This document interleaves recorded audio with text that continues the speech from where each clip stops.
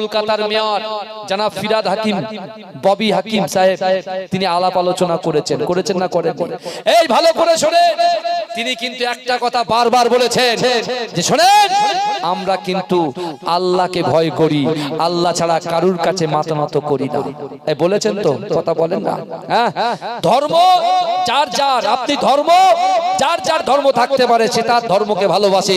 আর আমরা মুসলমান, আমরা ঈমান অর্থাৎ আমরা মুসলিম জাতি, আমরা মুসলিম জাতি হিসেবে আমরা কোরআনকে ভালোবাসি, আল্লাহকে ভয় করি, রাসূলকে মহব্বত করি। কেউ যদি বলে তোরা মসজিদকে ছেড়ে দে, তোরা মাদ্রাসা ছেড়ে দে, তোরা কোরআন ছেড়ে দে, আল্লাহকে ছেড়ে দে, রাসূলকে ছেড়ে দে, কোটি কোটি টাকা তোদেরকে দেব, আমরা বলবো তোর কোটি কোটি টাকায় লাথি মারি, আমরা আল্লাহ রাসূল ছাড়া কাউকে চিনি না, কাউকে চিনি না, কাউকে চিনি না। কথা ঠিক না ভুল কথা বল? এই দেখেন, এখন কিন্তু মুসলমানদের উপরে বিশাল একটা চক্রান্ত তৈরি হচ্ছে, বুঝলেন না? বিশাল চক্রান্ত তৈরি হচ্ছে।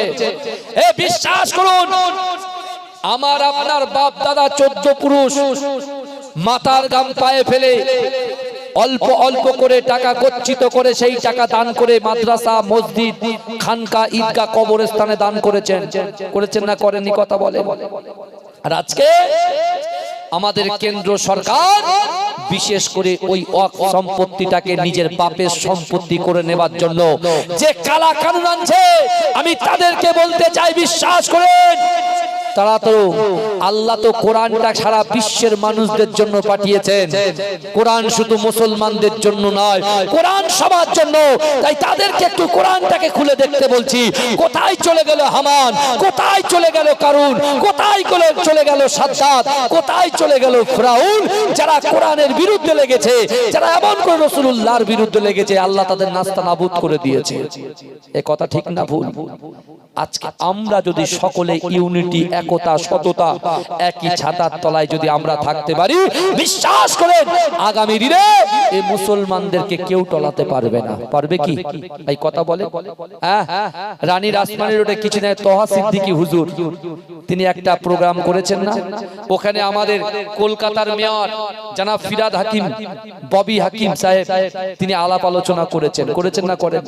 এই ভালো করে শোনেন, তিনি কিন্তু একটা কথা বারবার বলেছেন যে শোনেন, আমরা কিন্তু আল্লাহকে ভয় করি, আল্লাহ ছাড়া কারুর কাছে মাথা নত করি না। এই বলেছেন তো, কথা বলেন না? হ্যাঁ, ধর্ম যার যার, আপনি ধর্ম যার যার ধর্ম থাকতে পারে, সে তার ধর্মকে ভালোবাসে। আর আমরা মুসলমান, আমরা ঈমান অর্থাৎ আমরা মুসলিম জাতি, আমরা মুসলিম জাতি হিসেবে আমরা কোরআনকে ভালোবাসি, আল্লাহকে ভয় করি, রাসূলকে মহব্বত করি। কেউ যদি বলে তোরা মসজিদকে ছেড়ে দে, তোরা মাদ্রাসা ছেড়ে দে, তোরা কোরআন ছেড়ে দে, আল্লাহকে ছেড়ে দে, রাসূলকে ছেড়ে দে, কোটি কোটি টাকা তোদেরকে দেব, আমরা বলবো তোর কোটি কোটি টাকায় লাথি মারি, আমরা আল্লাহ রাসূল ছাড়া কাউকে চিনি না, কাউকে চিনি না, কাউকে চিনি না। কথা ঠিক না ভুল কথা বলে? এই কথা বলবেন তো? আমাদের ঈমান হবে এতটাই তাকাত মজবুত যে জীবন দিতে হয়, জীবন দেব। মসজিদ, মাদ্রাসা, খানকা, ঈদগাহর জন্য জীবন দিয়ে দেব, কোরআনের জন্য ঈমান জীবন দিয়ে দেব। কিন্তু কোন চাওয়ালা সে জোর জবরদস্তি করে নেবে, এটা আমরা মান্যতা দেব না। কথা ঠিক না ভুল কথা বলে? আমার ভাইরা, আমরা এটুকুই জানি যে আল্লাহ বলেছে, বান্দা মান কানা লিল্লাহি কানাল্লাহু লাহু, যে ব্যক্তি আমার হয়ে যায় আমি আল্লাহ তার হয়ে যায়। আর আল্লাহ বলছে যে বান্দা আমার হয়ে যাবে আমি আল্লাহ তার পাশে দাঁড়িয়ে যাব। জোরে বলে, জোরে বলা যাবে না? আমার যুবকদেরকে বলছি, খুব সাবধান। আমার সত্যি খুব ভালো লেগেছে আমাদের কলকাতার মহানগরী জনাব ফিরাদ হাকিম সাহেব, বিশেষ করে তিনি যে কথাগুলো বলেছেন আমার খুব ভালো লেগেছে। বিশ্বাস করুন, কারণ উনি সত্য কথাটা বলেছেন। উনিও একটা মসজিদের মতো আল্লি, জনাব ফিরাদ হাকিম সাহেব তিনি একটা মসজিদের মতো আল্লি, তিনিও কিন্তু নামাজ আদায় করেন। বিশ্বাস করেন আমার ভাইরা, আজকে যদি আমাদের এই সকল মুসলিম নেতাগুলোর পিছনে আমরা যদি সঠিকভাবে লেবাদ দিতে পারি, তাদেরকে যদি আমরা আশ্বাস দিতে পারি, আমার মনে হয় তারাই কাঁপিয়ে ফেলবে। বুঝতে পেরেছেন? আমাদের নেতা কই? মুসলিম নেতা, বুঝতে পারছেন না?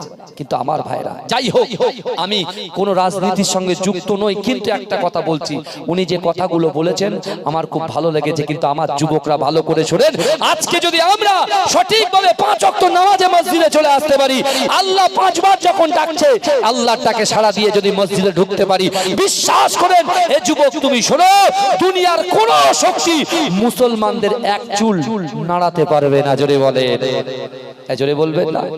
তাকবীর দেন তো, নারে তাকবীর, নারে তাকবীর, নারে তাকবীর। আমার ভাইরা, বুঝতে পেরেছেন? আমরা যদি কোরআনের সাথে বন্ধুত্ব করি, নামাজের সাথে বন্ধুত্ব করি, বিশ্বাস করে আল্লাহ পাক রব্বুল আলামিন আমাদের সাথে থাকবেন ইনশাআল্লাহ। আসুন একটু সালাম পড়ে দিই। ইয়া নবী, ভাই সামনের দিকে চেপে আসেন, দয়া করে বলছি, এবারে শুনে চেপে আসেন ভাইজান, কাতার দিয়ে বসেন, বহু লোক আছে আলহামদুলিল্লাহ, কাতার দিয়ে বসেন।